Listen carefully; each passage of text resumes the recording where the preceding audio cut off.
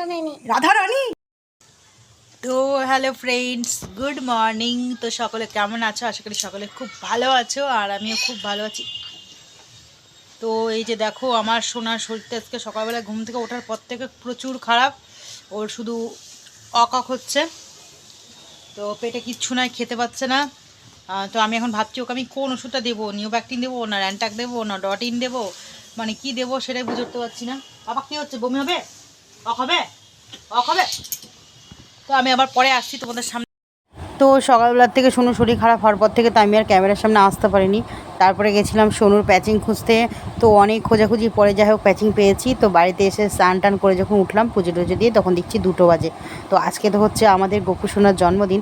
যদিও আমি আমার বাড়িতে গোপাল নেই, আমি পুজো করি না, কিন্তু আমার পাশের বাড়িতে আর কি আমার পিসিশাশুড়ি বাড়িতে পুজো হয়। তো সেই কারণে আর কি পুজোর জন্য গোপু সোনার জন্য আর কি এই যে তালের বড়াগুলো ভাজছি, দেখতেই পাচ্ছ। একদম গোপু সোনার নাম নিয়ে তালের বড়া শুরু করেছি। আর আমি কিন্তু অনেক দিন পরে তালের বড়া ভাজছি, প্রায় 6-7 বছর পরে ফার্স্ট টাইম ভাজছি। তো আমি ভাবতে পারিনি বড়াগুলো এতটাই ভালো হবে। যতই হোক ঠাকুরের একটা মহিমা বলে কথা সব কিছুতেই আছে। তো যাই হোক, ঠাকুরের নাম নিয়ে শুরু করেছি। আর গোপু সোনার খাবার গোপু সোনা আমাকে দিয়ে করাচ্ছে, আমার ভীষণই ভালো লাগছে। এই হচ্ছে গিয়া ব্যাপার। দেখি দেখি তন্নিকে দেখি। ও তন্নি, কী সেজেছো বলো? কী সেজেছো? হ্যাঁ জোরে বলো। রাধা রানী। বাবারে কি সুন্দর লাগছে গো রাধা রানীকে। হ্যাঁ, এর মধ্যে প্রেসার কুকার বাজছে।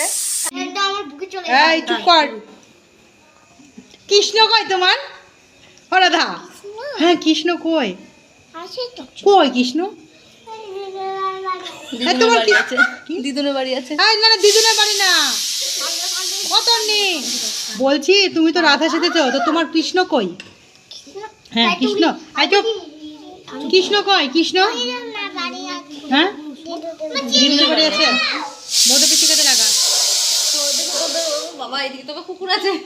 হ্যাঁ যা, আর একটা পাগলি দেখ, কুকুরে ভয় পায়। ওরে বাবারে, এত ভয় লাগে। আরে আমি মনে মনে ভাবছি এখানে অন্ধকার, আবার মনে হয় কারেন্ট বাড়ি চলে গেলে ভাবি ভাবিস যে ভূত আসবে। মানে নিজে ভয় পেয়েছি সেটা তো বলতে পারছি না। কতনি টাটা রাধারানী, টাটা। সিঁড়ি নিচে কুত্তা বসে থাকে, যা পড়িস না আমার। তো এই যে দেখো, এখন বাজে রাত্রি প্রায় 10:30। আমি রান্না করছিলাম, তো অনু আমাকে ফোন করছে, কামা এসো, আবৃত্তি পুনুকে নিয়ে এসো, পুজো হয়ে গেছে আমাদের। তো ওই যে অনুদের বাড়িতে এসেছি প্রসাদ নিতে। আর দেখো কি সুন্দর লাগছে গোপু সোনাকে। আর এই যে দেখো রাধারানী, আর এক রাধারানী একদম সেজে গুজে বসে আছে আমাদের অনুরানী। একদম মিষ্টি লাগছে দেখতে। ও খুব সাজতে খুব ভালোবাসে, ও নিজে নিজেই আর কি মেকআপ করে। তো এই হচ্ছে ব্যাপার।